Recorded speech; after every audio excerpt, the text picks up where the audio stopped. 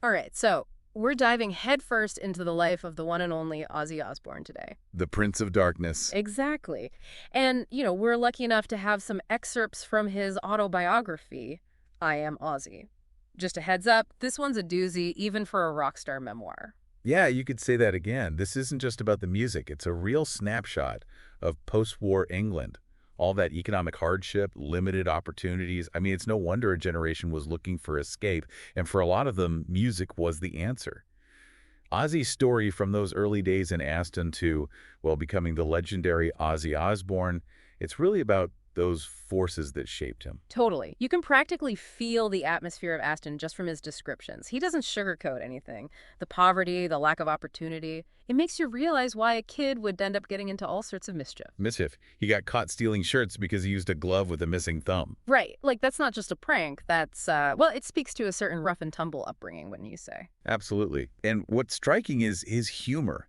Even when he's describing these really bleak situations, it's like a coping mechanism almost. Oh, absolutely. That dark humor is a constant thread throughout these excerpts. Even with a strict upbringing, which he also talks about, you can see that rebellious streak coming out early on. Well, when your own dad refuses to pay a court fine, saying you need to be taught a fake lesson, that'll do it. Oof, tough love. So, knowing that music became his escape, was there a moment where you felt it went from just escape to pure ambition? There's this one line that really struck me. He talks about how in Aston there wasn't much to look forward to unless you wanted to kill yourself with all-night shifts on an assembly line. Mm-hmm. Music wasn't just a hobby for him, it was a lifeline. It makes you think about those early bands he formed, even the pretend ones, like calling yourself the Black Panthers with an empty guitar case and a hush puppy dog as your bandmate. Pure Ozzy. Yeah. But it speaks to that innate need to create, don't you think? Oh, for sure. Speaking of early days, we got to talk about his school days. I mean, some of these stories, there's something else. Mr. Jones, that teacher, he sounds terrifying. Right. It's no wonder Ozzy seemed to constantly be butting heads with authority. Almost like those early experiences, the detentions, even that story about choosing which shoe to be beaten with. It's like it solidified this deep aversion to rules, to any kind of conventional path. And that might have been the best thing for his creativity. He had to find his own way to express himself, something that didn't fit in a box. And he definitely did that. For a while, he worked in a slaughterhouse, of all places. Can you imagine Ozzy Osbourne on a factory floor? Talk about a far cry from singing on stage. And even then, he couldn't help but stir things up, dropping cows' eyeballs in people's drinks as a prank. Well, it's Ozzy, right? But Yeah. you have to wonder, was that a sign of the Prince of Darkness we know and love, or just a young guy desperate to inject some excitement into his life? He did try to go the traditional route for a bit, right? For a hot minute, he got a job tuning car horns, which honestly sounds like the start of a Black Sabbath song when you think about it. It's like he was allergic to conformity, but walking out on that job to head straight to the pub, it's almost like that's the moment he truly commits to music. It's not just a daydream anymore, it's his path. So he puts that ad in the music shop window, calls himself Ozzy Zig. Ozzy Zig. Yeah, it's perfect, isn't it? And that's how he meets Geezer Butler's brother, Terry, which sets the stage for Black Sabbath. It makes you wonder about those sliding doors moments in life. For sure. If he'd chosen a different nickname, or Terry hadn't seen that ad, who knows what we'd be listening to today. And their first meeting is pure chaos. A fight breaks out, and of course, Ozzy ends up falling through a plate glass window. Even before Black Sabbath, there's this current of mayhem that follows him. It's like he was destined to be larger than life. But before Black Sabbath truly came together, he bounced around a few bands, right? Music Machine, rare breed with Geezer. But neither of them really took off. Even with those setbacks, he didn't give up. It shows real tenacity. Yeah. He knew he wanted to create music, and he was determined to find the right people, the right sound, no matter what. Talk about trial by fire, though. While he's figuring things out, Tony Iommi, his future bandmate, has that awful accident at the factory. Oh, man. Severed the tips of 2 fingers on his fretting hand. What? Most people would have given up on the guitar altogether. But not Tony. And this is wild. He actually crafted these makeshift prosthetic fingertips out of melted plastic bottle tops. Resourcefulness. Yeah. It's amazing how adversity can lead to innovation. And think about it. That accident directly led to Black Sabbath's heavy sound, that detuned guitar. It's true. So they become the Polka Tulk Blues Band. I love that. First, a band named after a dog and now laundry detergent. And they play their first gig for 2 firemen, a bucket, and a ladder. I mean, you have to start somewhere, even if that somewhere is a sparsely attended Christmas party. And then their first real gig, an 8-hour drive in Tony's beat-up van to Carlisle. So, Talk about dedication. right. The suspension was shot. They were wiping the windshield with a piece of string. It's a rock and roll movie waiting to happen. But it shows how badly they wanted it. Music wasn't just a job for them. It was their ticket out. But naturally, it wouldn't be an Ozzy story without a little, well, unplanned excitement. He ends up falling through another plate glass window at that gig. Another one. Yep. Twice in one origin story. You gotta admire the consistency. It seems like wherever he went, a little bit of chaos was sure to follow. They go through a few more name changes, too. Earth for a minute there. But Black Sabbath, I mean, it fits perfectly, doesn't it? It just captures their whole vibe, their sound, those darker themes they became known for. Totally. It's like the name found them. Inspired by a cue for a horror movie, no less. Their first song as Black Sabbath, also called, you guessed it, Black Sabbath, based on a spooky story about Bill's apartment. It was meant to be. That song, with that iconic Tony Iommi riff, it set the stage for their entire career. It's true, and audiences were floored. He jokes about how he thought being in a band would attract girls, but with Black Sabbath, girls were running out of shows screaming. They really weren't prepared for it. Yeah. That just shows how different they were, how their sound tapped into something that hadn't been done before. They were primal, weren't they? It was visceral, the whole thing. No wonder people didn't know how to react. It wasn't just the music either, right? Their whole image was anti-establishment, totally deliberate. Yeah. He tells this great story about a gig near Manchester. Their manager shows up in a full suit and tie, looking completely out of his element. I bet. It speaks to their authenticity. This wasn't an act they weren't trying to fit in. Oh, for sure. And they were willing to put in the work, even if it meant getting a little creative, like when they played the Star Club in Hamburg. The Beatles played there. That place is legendary. Exactly. But instead of following in their footsteps, Ozzy jokes about robbing German groupies using Tony Iommi as a honey trap. It's classic Ozzy. But behind the humor, it speaks to their drive. They were determined to make it, one way or another. Whatever it took. He even talks about meeting John Lennon at the Star Club. Picture this, everyone's singing Give Peace a Chance, right? And Ozzy, he's belting out, We wish you a Merry Christmas. Only Ozzy. He always did things his own way. That's for sure. And that unwavering vision is what ultimately led to their breakthrough. They signed with Philips in 1970.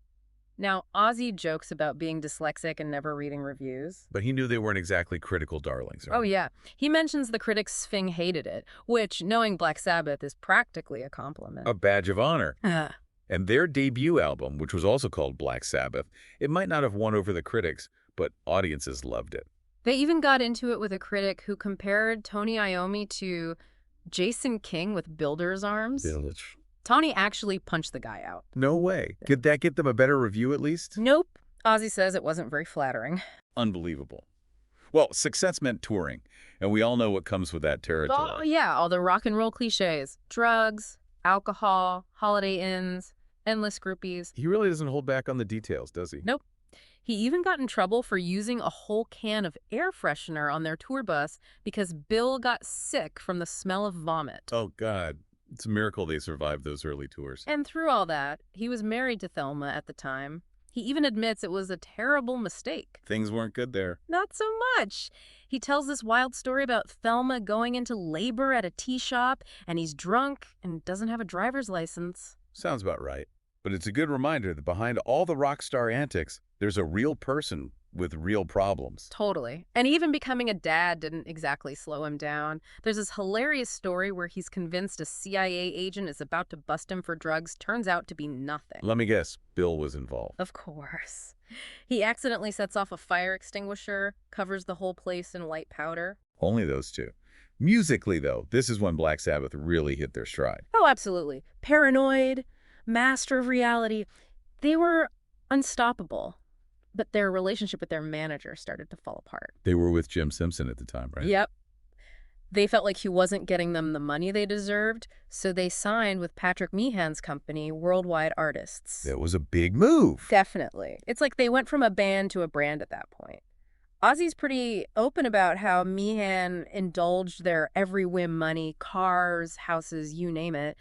But that kind of access, especially with their lifestyles, it was a slippery slope. Yeah, that much freedom, that much money. Yeah. It's hard to stay grounded. He talks about this one Coke binge where he was convinced the police were after him. It got bad. And their music starts to reflect that, doesn't it? Absolutely. Volume 4, which they recorded in LA, it's heavier, more experimental. You can feel that inner turmoil in the music. It's like a window into their souls, you know? They were wrestling with some serious demons. Even with everything going on, they were selling out stadiums. Although Ozzy, being Ozzy, even the concerts weren't without their incidents. Like the time he accidentally set a pile of doves on fire on stage. You've got to be kidding. How do you... I know, right? He even thought about biting their heads off before Sharon stopped him. Sharon? Wait, she was already in the picture at this point. Oh, yeah. They were already involved, even though he was still married to Thelma. Right. So it was getting messy on all fronts. You could say that again. It's like this constant back and forth, you know. Brilliant music, insane stories, over and over again. A wild ride. And it all comes crashing down in the mid-70s. Everything seems to implode at once. Yeah, things get really dark. In 1974, he's on a flight to America and the guy sitting next to him dies. Oh, no. Then he gets into a brawl with Frank Sinatra's son at a restaurant. It's like something out of a movie, except it's all too real. You can only imagine the kind of headspace he was in at that point. Right. Their album, Sabbath Bloody Sabbath, comes out, another hit. But behind the music, he's having horrible acid trips, pulls a gun on Bill, even admits to hitting Thelma. Wow. This is where it goes way beyond rock and roll excess, doesn't it? This is serious, scary stuff. He even tells this awful story he gets totally wasted and shoots all of Thelma's chickens. Oops. Then sets the coop on fire. It's hard to hear that and square it with, well, any version of Ozzy, even the wild one we think we know. It shows how bad things had gotten. That's not a prank. That's disturbing. And in a way, that's the beginning of the end for the original Black Sabbath lineup. He just walks out of rehearsal one day and that's it. Just like that. After everything, no big blowout. It was over. But there is this one moment, it's actually really sad. Ozzy goes to visit his dad, who's dying of cancer, and his dad says, "Do something about your drinking, John. It's too bloody much. And stop taking sleeping pills." Oh, man. Even with everything, it's still father and son, isn't it? Totally. It's a reminder that there's always a human side to these stories. We forget that sometimes. They're icons, legends, but they're people too. Exactly. And his father's death hits him hard. He moves to LA, pretty much falls apart. He's convinced his career's over. It's all gone to hell. That had to be a low point. But that's when Sharon Arden really enters the picture. Yeah. Don Arden's daughter, his manager at the time. And their relationship, well, that's a whole other story. The stuff of legends. She helps him get sober, puts a new band together, finds this quiet young guitarist, Randy Rhoads. Randy Rhoads, what a talent. Blizzard of Oz, his first solo album, it's huge. But of course, nothing's ever simple. He's still married to Thelma, but falling for Sharon. Oh boy. A love triangle. To say the least. And in the middle of all this, he somehow manages to accidentally put his, let's just say he accidentally flashes a German businessman during a promotional tour. Oh, Ozzy. Only he could. Only him. But Diary of a Madman, Bark at the Moon, he was on fire musically. He'd proven he was more than just the guy from Black Sabbath. He was a force to be reckoned with. Buys a house in England, starts missing his kids from his first marriage. It's this constant push and pull, you know, the rock star life, but also that yearning for something more normal. That's relatable, though, isn't it? That desire to have it all. Totally. But even with all that going on, that mischievous side, it never really went away. There's a story about a photo shoot with Brian Wilson, of all people, and Ozzy manages to insult him. No way. Brian Wilson. How do you... I don't know how he does it either. On stage, same thing. One time, he was going to launch pig's testicles and cow's entrails into the audience with a catapult. Hold on. A catapult. Yeah. But the elastic snapped. It all landed on him. Karma. I guess what goes around comes around. But you have to admire his commitment to the bit, let's say. He's always pushing boundaries, that's for sure. And his audiences loved it. They'd throw raw meat, animal parts on stage. It was like a primal ritual, those concerts. And then there was the bat. How could we forget the bat? He insists he thought it was fake, but still. It's legendary. Of course, not everyone was thrilled. Lots of protests, people accusing him of being a Satanist. Right, all that controversy. People were terrified of him. He even got into it with a preacher who tried to exorcise him. You can't make this stuff up. But through it all, the drugs, the alcohol, that was a constant struggle. He talks about the relapses, the failed attempts at rehab. It's a side of fame we don't often see. that behind the parties and the money, there's this really dark side. And makes his recovery even more incredible. He credits Sharon with helping him get clean, says she's the reason he was finally able to beat his addictions. She's his rock, isn't she? She's his everything. They bought Welder's house, started a family. And when he talks about being a dad, you can tell that's what really matters to him. That's what saved him in a lot of ways. He even reunited with Black Sabbath for a while, although he never really stopped his solo career. And then Ozfest. Ozfest. It's crazy to think about the impact he's had, not just with his own music, but giving a platform to so many other bands. He helped define a genre. And somewhere in the middle of all this, he even reconciles with his mother. They hadn't spoken in years, and he makes her laugh by telling her he's a multi-millionaire. That's so Ozzy. But it's also kind of sweet, right, that he wanted to make things right with her. Yeah, it shows a different side of him. And then the Osbournes. MTV, reality TV, who saw that coming? The Prince of Darkness, as a reality TV star, it's brilliant. He even accidentally headbutts President George W. Bush at one point. I forgot about that. Only Ozzy. But you know, it's funny. People think of him as this scary guy. But the Osbournes really showed his sense of humor, how much he loved his family. He came across as surprisingly normal. Yeah, Right? well, normal for Ozzy. He's still Ozzy, after all. He's one of a kind, that's for sure. Well, that was quite a journey, huh? I am Ozzy. It's wild, it's heartbreaking, it's hilarious. It makes you wonder, what's the takeaway? What will they say about Ozzy Osbourne in the end? He's a survivor, there's no doubt about that. And he never compromises. You have to admire that. Whether you like his music or not, Ozzy is Ozzy, 100%, all the time. And that's kind of inspiring in its own way. It's true, he just keeps going no matter what life throws at him, and I think that's something we can all learn from. Thanks for diving in with us. It's been a wild one.